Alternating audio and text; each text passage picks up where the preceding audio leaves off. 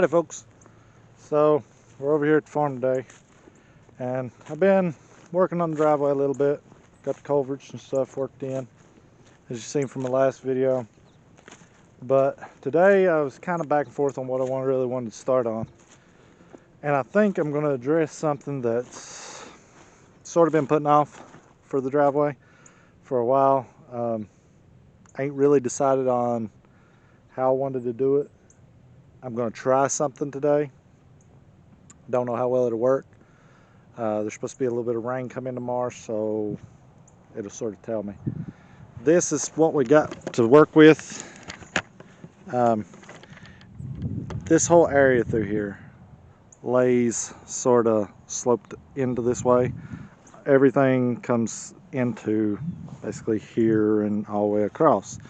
Well, right about in here is about the worst of it. It's hard to tell in a camera, but that's basically where our driveway needs to go through. And so I need to ditch all of this on out that way. So we're going to try to see what happens there. I'm going to take and use my box blade, kind of angle it, get the ground broke up. Hopefully there's like a hump of dirt over there that keeps the water here. So I'm going to try to get rid of that as much as possible. So yeah, don't know how much we will get done today. It's kind of later in the evening. We had a few things going on this morning, just kind of looking around, doing some figuring and stuff for what we want to do as time goes. But this really needs to be addressed before we continue too much. The rest of the driveway, although it's a good distance, it's pretty well flat. I'm going to run it just with a box blade, just knock down some humps here and there. But this is the worrisome part, because from here out lays pretty well, sheds the water good. Gravel, bed it down good, should be fine. It ain't perfect by no means. It's not a professional job.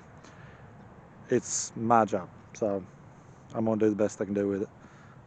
Try to make it look halfway decent, and mostly, above all, usable, because you can have a pretty pig, it don't make it usable. So yeah, I'm gonna try to get something worth something.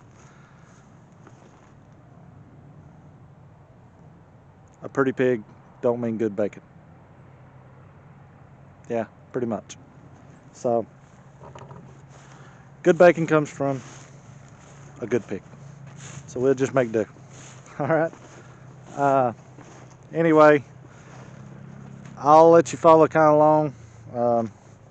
I'm gonna set the box blade up, check my fuel. I may have to go get fuel, and yeah, we'll just go from there. All right.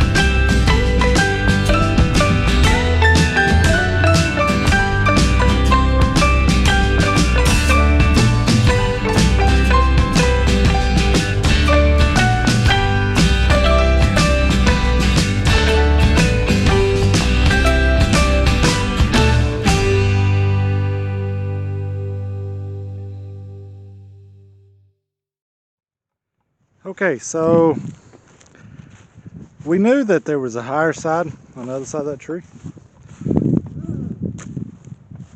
I think I figured out why. I think there was an old road here originally, and it looks like, I don't know if you can see it, they built it out of gravel. So, I mean, that's bought gravel. And I even see some even all the way back into here. Now that I got it dug down. Now I'm wondering, and I'm gonna have to call Hannah, because I had thought about putting the driveway around this side of the tree. The reason we didn't is just because that tree's there. And we thought, well, it'd look better over there. But if there's already a bedded down road bed here, it might do us better to put it here and just trim up that side of the tree. Still have that muddier mess there, but it doesn't seem to affect the road. I don't know. Let me call and I'll find out what she wants to do. Okay, so talked to Hannah. She ain't got a clue. She don't really know which way to go with it. I think I'm going to just keep digging. I think in the long run we'll be happier, because with that tree you ain't got much space on the other side where the original road was until it just dips off real hard. So I want enough to where once we're done there's no real hard dips to where truck, if you have to pass or whatever, when they bring the mobile home over, I don't want any issues with having to come through that. And so yeah, I think I'm gonna just keep digging slow with it, doing it this way. Don't know how much progress I'll be making before the day's out, but I'll move some dirt and keep on working. Probably going to turn the camera off because the battery's getting a little low, and then I'll bring you back when I got something to show for it a little bit. All right.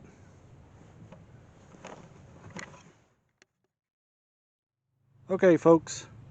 So I'm done for the day. It's starting to get a little dark. Not real sure what time it is, but I got quite a bit done. It's still a mess. I'm going to leave it a mess. I'm not going to pretty everything up until I know for sure that it's going to work. They're calling on some rain tomorrow and the next day, so hopefully I'll find out if it'll work. If it does, then right there won't be underwater. Before, the water would get, it would stand in water a good 8 inches to a foot deep. So hopefully we eliminated that problem. Took a lot of slow, steady progress, but I think I got it. And well, here's what we got. So what I done was, let me turn the camera around here. I took a box blade and dug down, because that hump there that I was telling you had gravel in it, it wasn't that deep. After I started digging down, I think they just put a skim, possibly get traction at one point in time in its life. But what I done is I brought it all the way down. You can see about how deep it is just to get down good enough. I did take a 4-foot level. No, it's not the most accurate way, but it gives me kind of an idea if I'm on the right track or not. And I ran it up through here, and going about every 4 feet it shows it going that direction. So hopefully we won't have water standing here, and as long as I can keep the water out of here and dry it up some a little while more, then we can put some gravel in here, bed it in with some big rock. because it is soft, and possibly put a couple drain pipes, small drain pipes, just headed that direction too, because that goes out into the field and all the way down past the pond. So if I can get that done, then I can run the driveway down the way it's supposed to go, all the way up to the house where we're going to eventually put. So hopefully we will find out that it works. I'll get Hannah to speed things up. Be glad you didn't see the whole process because it was slow. I've been out here probably, I don't know, 3 hours, 4 hours. Yeah, probably close to 4 hours. So that being said, it was a very long process, and I'm hoping it was worth it. If it sheds the water correctly, it'll definitely be worth it.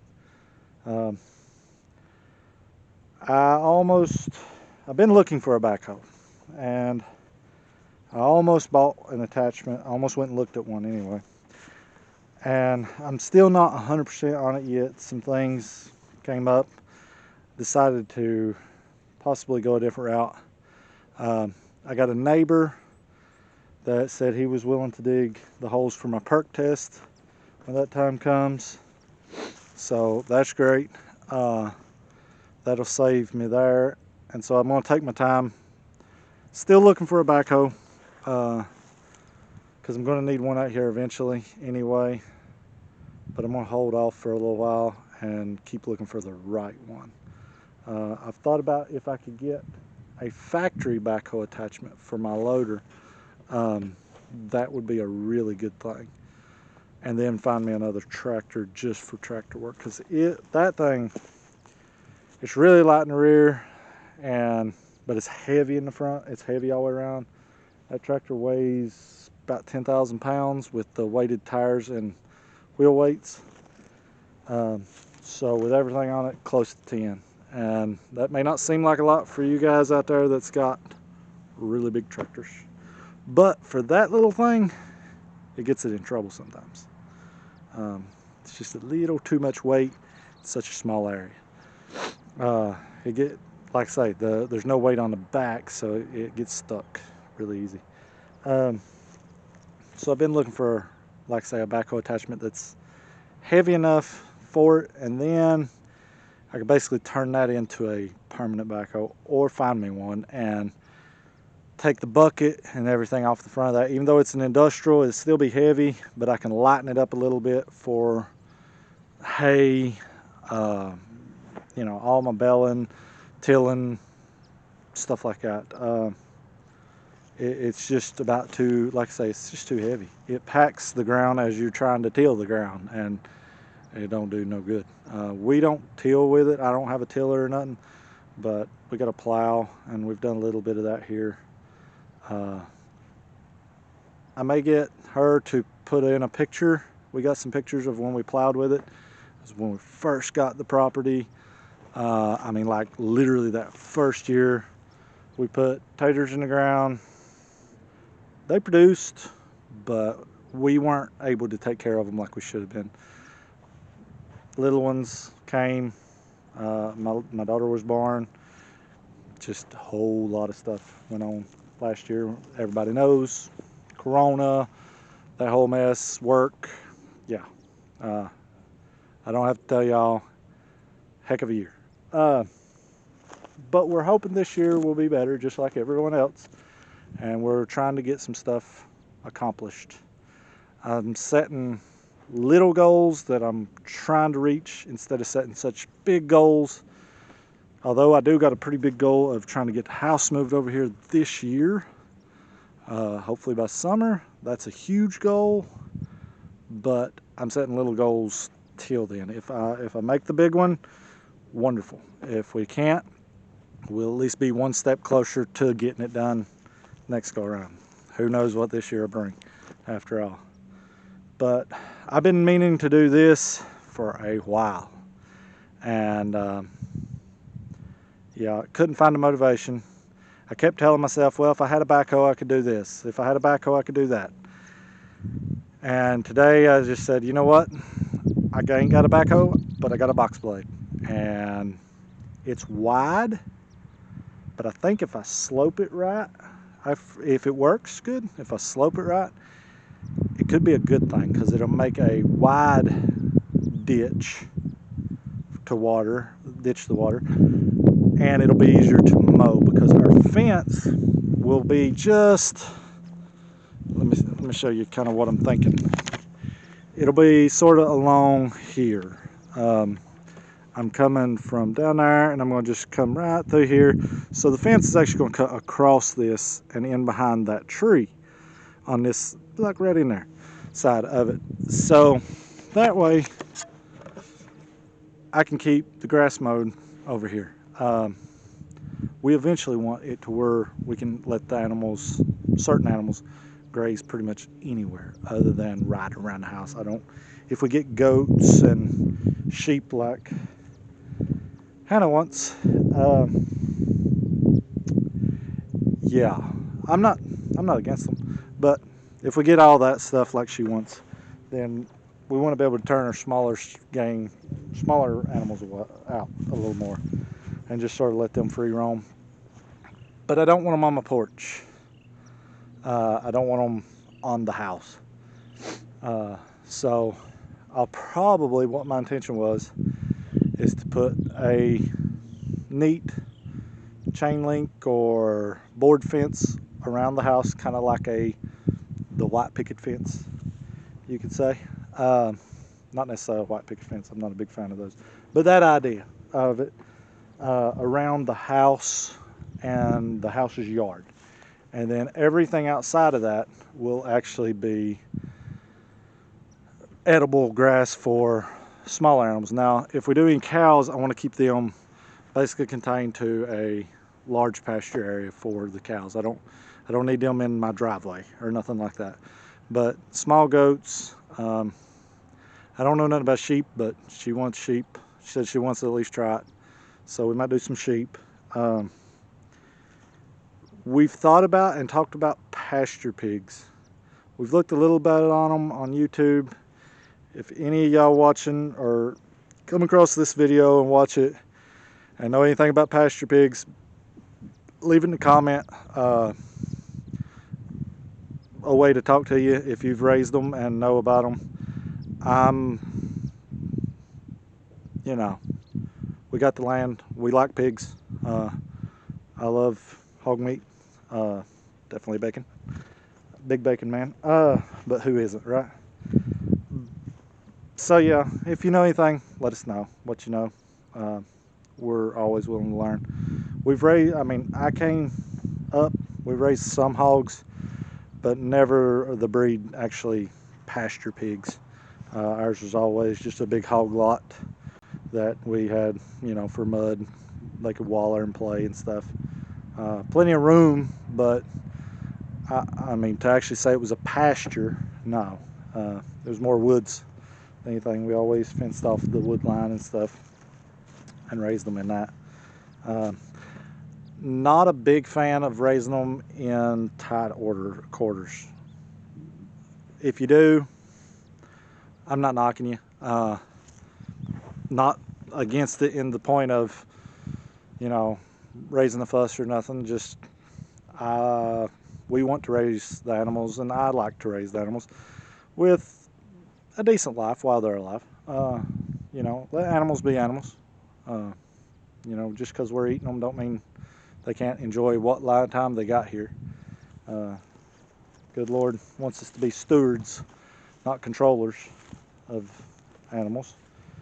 So being a good steward is taking care of them, making sure they're happy and in good health.